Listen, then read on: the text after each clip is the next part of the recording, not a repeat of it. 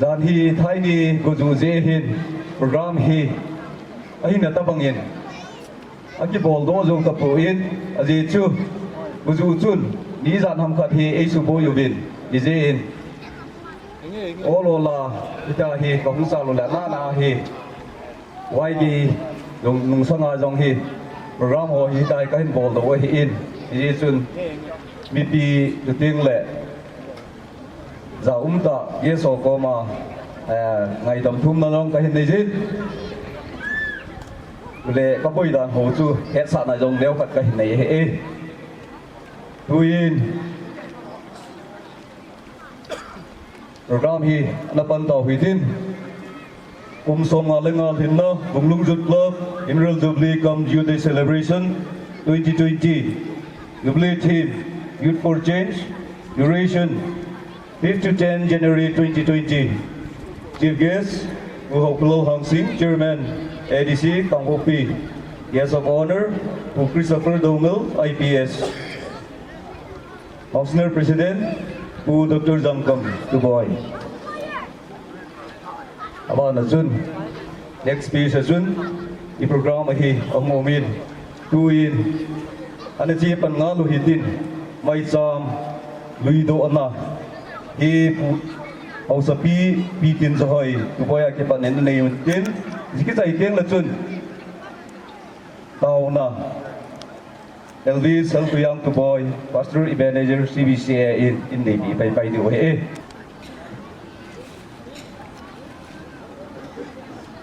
The following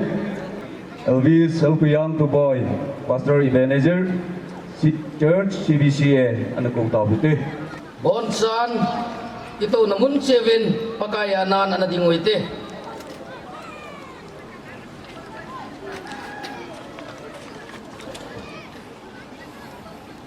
Program juvenile condolence come opening prayer ati itson bunglung wang ko anapud doa jongle youth club anapud doa alam kai maso zo se jongle tukum ningkum ti tautin ningkumin eho youth father ku se kam tu boyin jong ay namulim sa novin ama hozo se igel do now jong le ama hozo se dunia isu mil thelo now vet sa na in lukun chin kip chenin ama hoza na le gel do na condolence part ana mangohitin phante kain kita tingai le kemain program ho zo se than do na le zong le mai cham hen so na kain nei ding he tuin mi pi zo se lukun chen hip chenin anom taw hite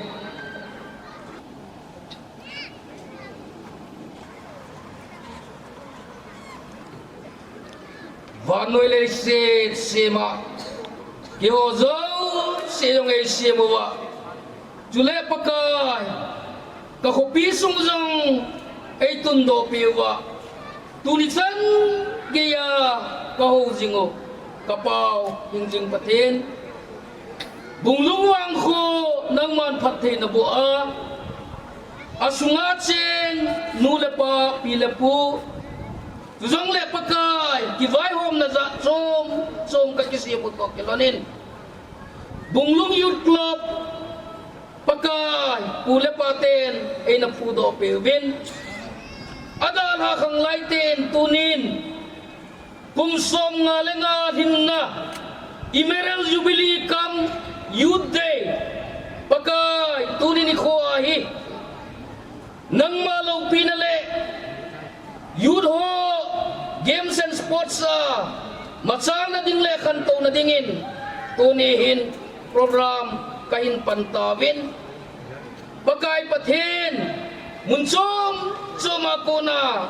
dunia ka function wa milaw pidinga kangay chat ho chief guest of honor functional president jule pakai lamkai dang zong boy na imatsam lovin ang way nunggang tawin kako pisong le kabayang sungwazong boy na hasan na lungdan lungzin na imatsam lova dunia ay pagkay ka program te ho inpan kay tadinga paroy patpa ng manaygon pita zevin hallelujah tin ng makaintang wawin ay ngayon na lelong sin natin pagkahingjing patin tuni tarik nga panahi tarik somsanhi pagkay asu na zana gitsep na za som item za som pansa hung kitsema hung leng khom ding kahivin pagkay kitsininga sunga zong hi kakopi sungule kahubung sungwa boy na hasan na lungdan lungzin na hunglung teyoto ng man neidal seva ka programo kagon bangwahi tanong tale pagkay kipata ka programo dunia na ipat sa bangwahi damsela katsay to kasivazong may puidivin na ko makatawin hi suzong lehe pa tunin kahaw sa pibin zong kusung ngaylon na zale kang laite ngaylon na zalin ka programo lohin na dingin na ang sunga maitsam ahin luidoin aung kiluido hitsi maitsam hi ginamtuy tanang manay san piwa ka program sunguwa boy na hasan na imat sa amlowa tuniyong nidhum kaya kakimansa na sunguwa gole da ito ng manay tsum kenova tanong talekipata program kahin padwa pa na pagkay katsay to kasibin zong may puidibin na ko makatawin hi pagkahinjing patin tuni tarik nga Emerald Jubilee kam Youth Day kahinpat uwa pa na tarik somsong sana kung kimansa na diwahin pagkay tuni programahin ng malohing taa may puy kita bintia thangwa puma Nazareth Yesumina na po makatawahi amen Yuin lek hoisting bolding in good guest of honor ko na hindi na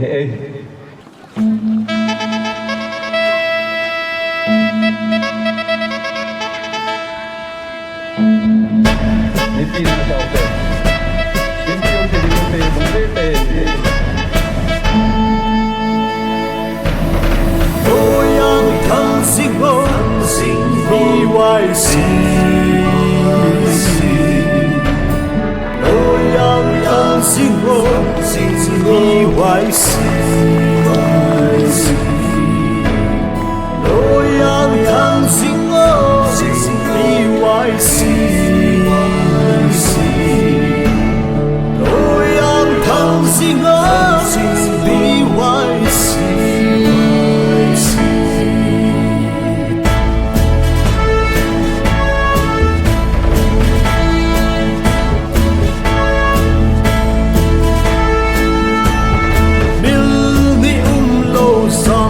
sa ko som bu nan hi le lung mga lumbin BYC But son gan lovin him still the full sing hey hopin son ni lovin malam non ma hey you there set laser light thang tu ton Don bunglung han hậu tê Kịp sẽ nhìn thấy phong số tê Kịp hal thế nghìn hỏi lại Sống tin sống ra bằng sao hết tê Lít nôm tăng hù nào tê Thêm nan hình cho yên nan hình cho yên Hồn lạc bằng yên Kỳ sal sinh tan BYC khăn nông nô Hồn lạc bằng hin Kỳ sal sinh tan Bunglung khăn nông môn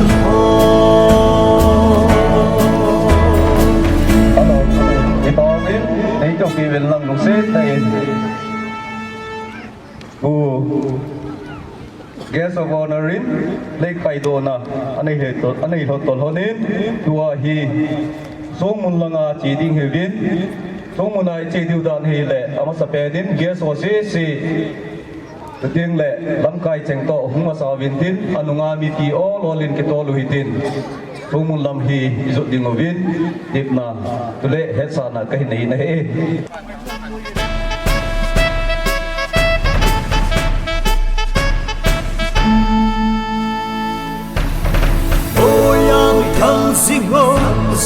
BYC Loyal Young Singo BYC Loyal Young Singo BYC Loyal Young Singo BYC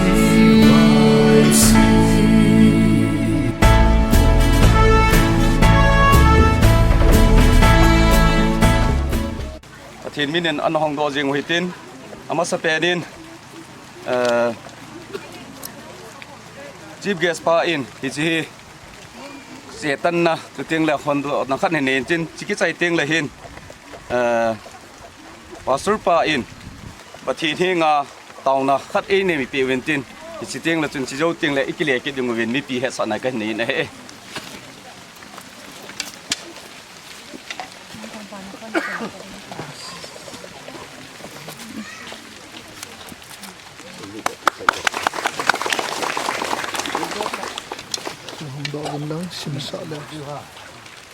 sim đó long này thì ý sim đó bị bay về Bunglung Bunglung Youth Club Jubilee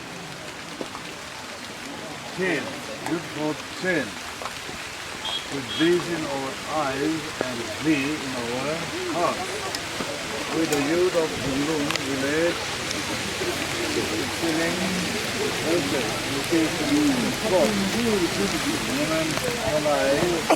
Bunglung Youth Club 5 years 1964 to 19 peaceful citizen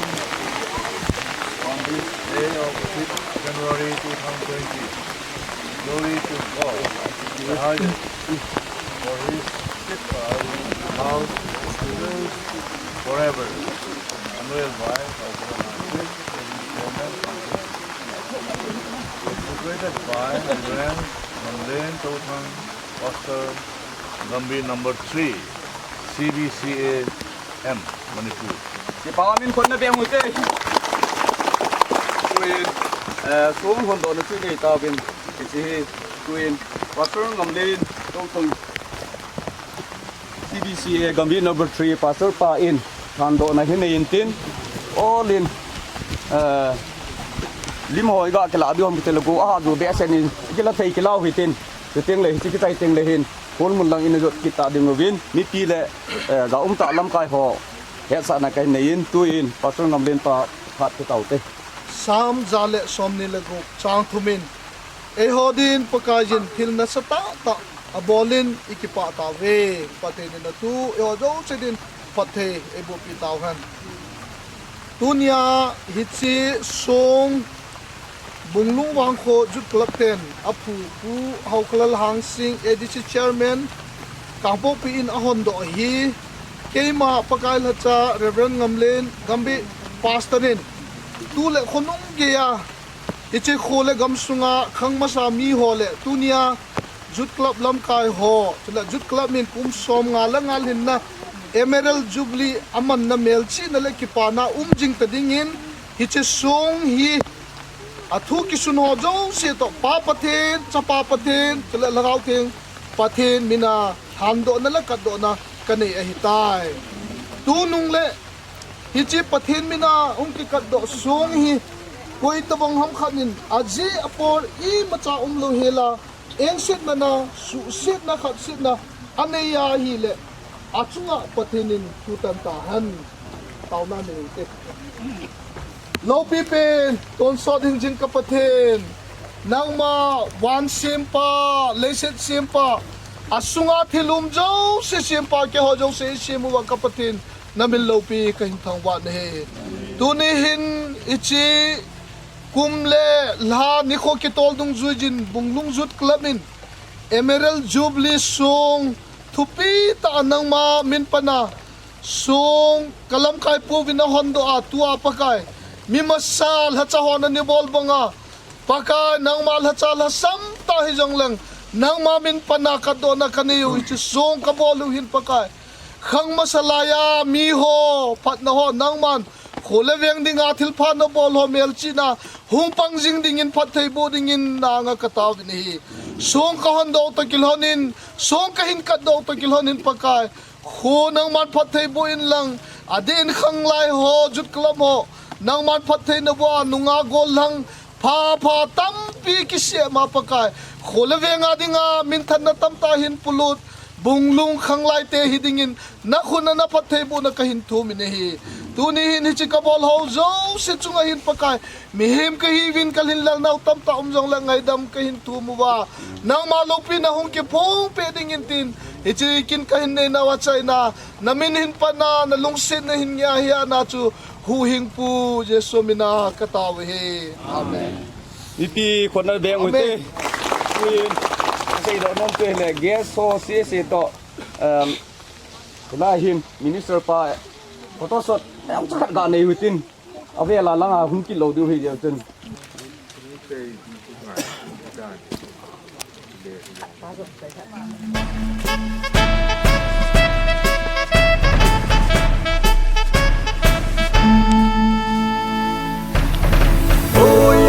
thăng sinh ngô hi hoài si lối yang thăng sinh ngô hi hoài si